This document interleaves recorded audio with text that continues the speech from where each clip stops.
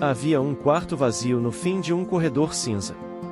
O tipo de lugar que cheira a mofo e silêncio antigo. Janelas emperradas, uma lâmpada pendurada por um fio torto, paredes descascadas como se tivessem chorado tinta ao longo dos anos. Era ali que Lara recomeçava. Com 2 malas emprestadas, um cobertor fino e um travesseiro que já não guardava mais conforto. Tinha 26 anos e carregava no corpo a exaustão de quem já tentou demais. E na alma, a coragem silenciosa de quem, apesar de tudo, ainda acredita que a vida pode melhorar. Lara já tinha perdido muitas vezes. Primeiro foi a infância interrompida por brigas que deixavam marcas invisíveis. Depois, um amor que virou abandono.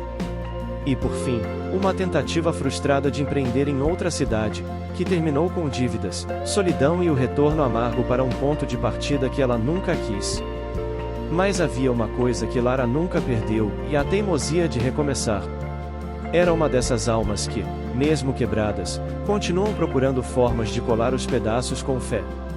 Aquele quarto era tudo o que ela tinha conseguido com o pouco que restava na conta.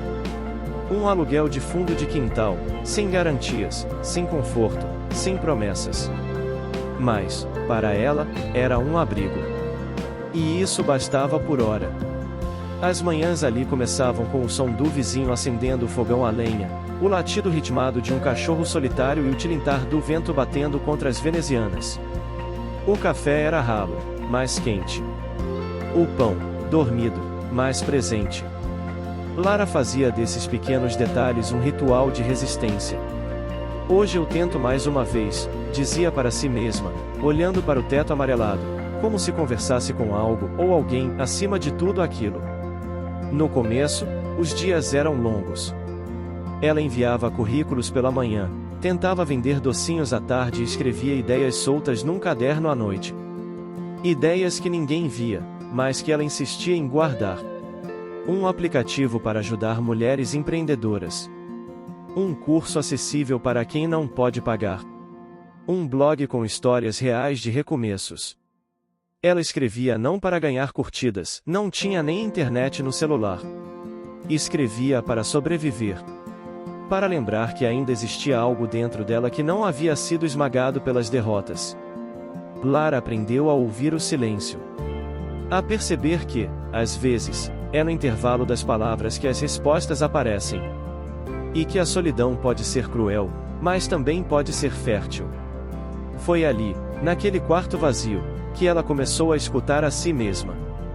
Certa noite, sem conseguir dormir, escreveu uma frase no caderno com a letra trêmula de quem chora. Não vai ser sempre assim. Ela repetia aquilo como um mantra. Não vai ser sempre assim. Não vai ser sempre dor. Não vai ser sempre luta.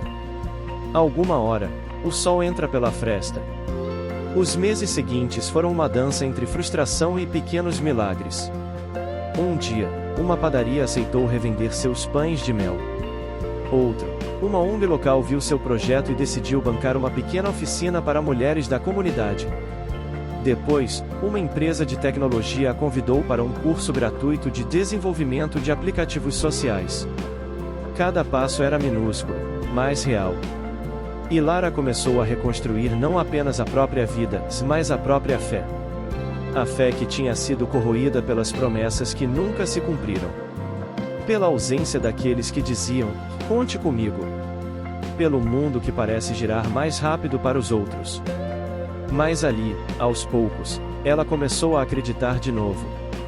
Primeiro em si mesma. Depois, na humanidade. Conheceu Dona Elsa, uma senhora de 72 anos que ensinava costura na igreja local. Dona Elsa não sabia usar celular, mas sabia acolher com um abraço que curava. Foi ela quem costurou a primeira toalhinha que Lara vendeu em uma feira de artesanato. E foi com o lucro daquela venda que Lara comprou a primeira cortina do quarto. Um pano leve, amarelo claro, que balançava quando o vento entrava. A primeira cor naquele lugar que por tanto tempo foi cinza.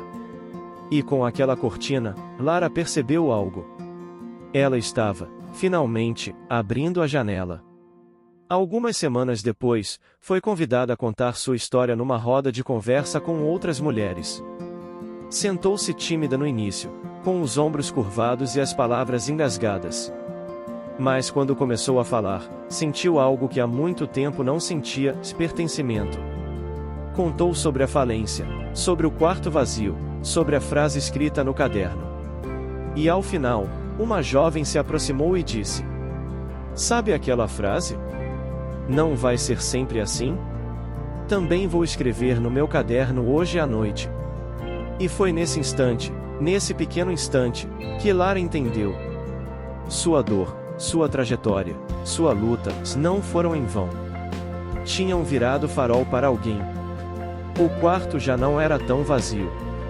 Havia agora um mural com recados das mulheres que participavam de suas oficinas. Havia um jarro com flores que ganhará num sorteio. E havia ela, mais firme, mais serena, mais inteira. A vida ainda não era perfeita. Ainda havia contas para pagar, ainda havia dias de cansaço, ainda havia saudade do que não deu certo. Mas havia também gratidão. Por cada passo. Por cada recomeço. Por cada não que abriu espaço para um sim. Hoje, Lara trabalha como facilitadora em projetos sociais. Criou um aplicativo simples, que conecta mulheres em vulnerabilidade com redes de apoio. Não ficou rica, não foi capa de revista.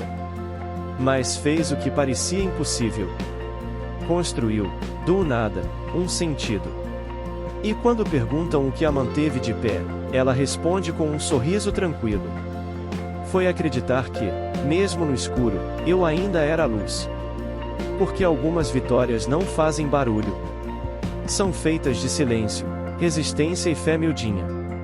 Aquela que cabe na palma da mão e ainda assim move montanhas.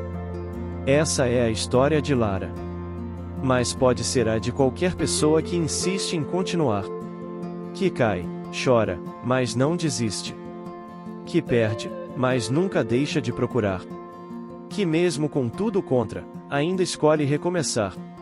Se essa história tocou algo dentro de você, escreva nos comentários. Também estou construindo o meu recomeço. Inscreva-se no canal Fragmentos de Luz e compartilhe com quem precisa de esperança. Nos vemos toda segunda, quarta e sexta às 18 horas, com mais histórias para sentir, respirar e lembrar quem somos. Até o próximo fragmento. Erva.